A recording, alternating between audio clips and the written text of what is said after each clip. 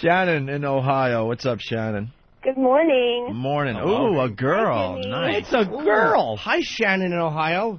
Good morning, Jimmy. My husband and I just recently bought a house, and while we were looking for houses... Yeah. So I'm sorry, what did I say? Oh, Husband. nothing. Husband. Oh, sorry. That's hurtful. We live in a fantasy world on this program. That's right. So all you fine ladies that call in, you can just make believe you don't have that. You're all single college girls. You're all single hot cheerleaders that like to frolic in fountains in malls. Shower together. Instead of a husband, just refer to it as the guy with the huge cock that I live with. He probably would love that, too. So it's this guy with a huge cock that I live with. We went to look at a house, and the guy who was showing us the house, bathroom, bedroom, whatever, we get to the basement. There's this door. It has, like, keep out signs on it. It's, like, under the stairs, basically. And I'm looking at my husband like, we're going to find dead bodies in there. This guy was really weird. And he's like, okay, now, before you go into this room, I just want you to know you can't judge me on this room. And don't make your decision about whether or not to buy this house on this room. We walk in. There's, like, a 6-foot replica of the Starship Enterprise or whatever it's called hanging from the ceiling, and his stormtrooper outfit in the corner, and all this Star Wars and Star Trek crap laying around. Wow. And my husband sort of jokingly said, yeah, really. My husband sort of jokingly said, oh, so this stuff come with the house when we buy it? And the guy just looked at us with this dead stare and went, no. What did my wife tell you? No. None of the stuff is sold out. Oh, he was very upset by the thought that he might have to give it up, huh? But he gave us this death, we were a little concerned. And then my husband commented on he had Captain Kirk, whatever his name is, biography. Yeah. And the guy just went off on a tirade about what an asshole he is and doesn't appreciate his fans. And he had tried to get an autograph, and, yeah. You should have killed him. Yeah, I really think he might have been buried in the basement if he was not alive today. Excuse me, Captain Kirk, could you sign my copy of Catcher in the Rye? Thank you. All right, Shannon, thank you. Thanks. See, I don't mind a guy like she's talking about. A guy with an obsession for a film, if you love the movie and you got part of your basement dedicated to it or whatever. There you go. Fine. No one's saying you can't have a hobby that kind of takes you away from your life. I mean, we all have them. Mm-hmm. But when you start getting the tattoos and when you try to bang your woman and you have to go down on her and look at an Ewok because it's on your sheet, there's something emotionally wrong with you. You're an ass. Let's go to Mark on Long Island. Mark?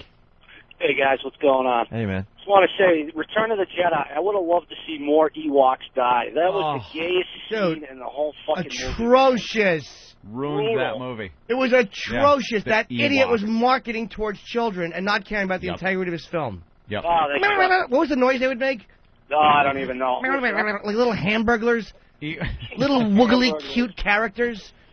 Maybe he never cared about the integrity of his film or films. Well, I hear he ties it up very well. All right, maybe it was all about making a lot of money and marketing toward kids. And I mean, Anthony brought up something just before the show started today that the new Star Wars movie is going to make so much more money just marketing-wise than actual ticket sales. The whole series has made more money in marketing than it has in the actual sale of tickets for the movie itself.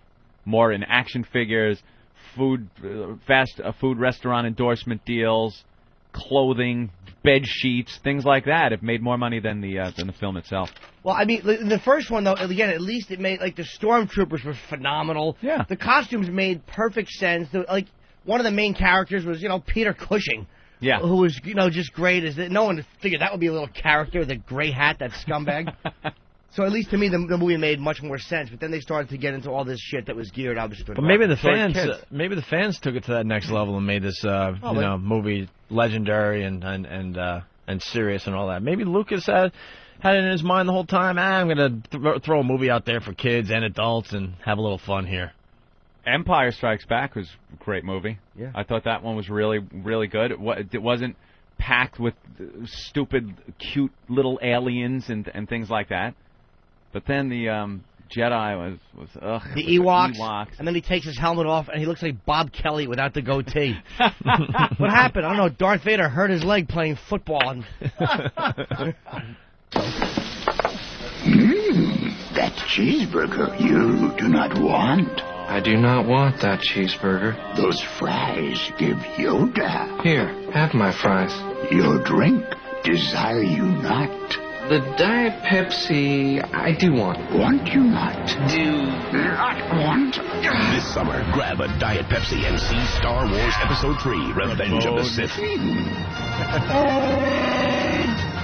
Wow, he could even make Diet Pepsi sound cool. The market. Grab a Diet Pepsi and see Star Wars Episode 3. You see it everywhere. Oh, there's stormtroopers and Yoda and Darth Vader selling all kinds of crap on TV. It really kind of does take away from the evilness of Vader when he's staring at the Burger King and they're both breathing at each other. I actually got that. It really does take away that from was a the commercial? whole evilness. Yes. It doesn't work for radio, unfortunately, because it's more of a visual. It's a visual. They're staring each other down. I think this is the audio. Well, this is the commercial.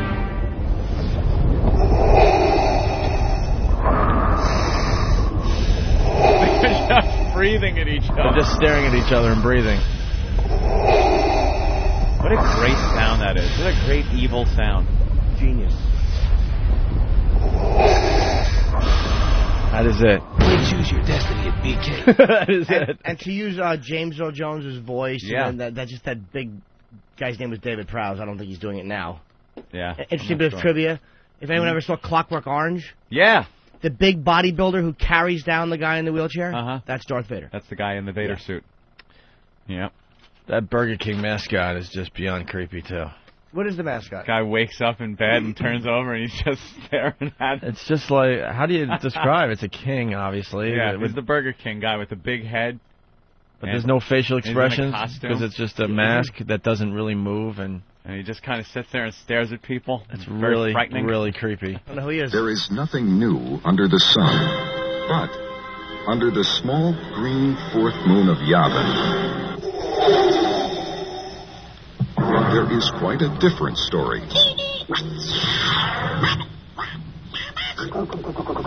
Director George Lucas and 20th Century Fox present Star Wars.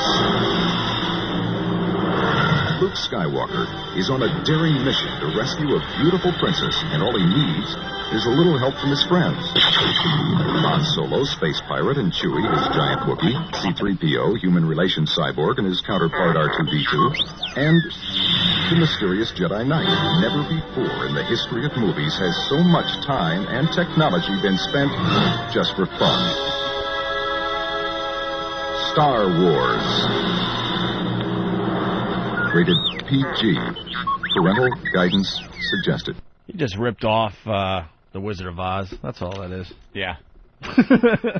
Wow, that is an old commercial. Yeah, that's from 1977. And there's really no focus on Darth Vader. It just shows you he probably didn't plan on it being the massive hit that it was. Yeah. That was insightful of me. A goofy space movie.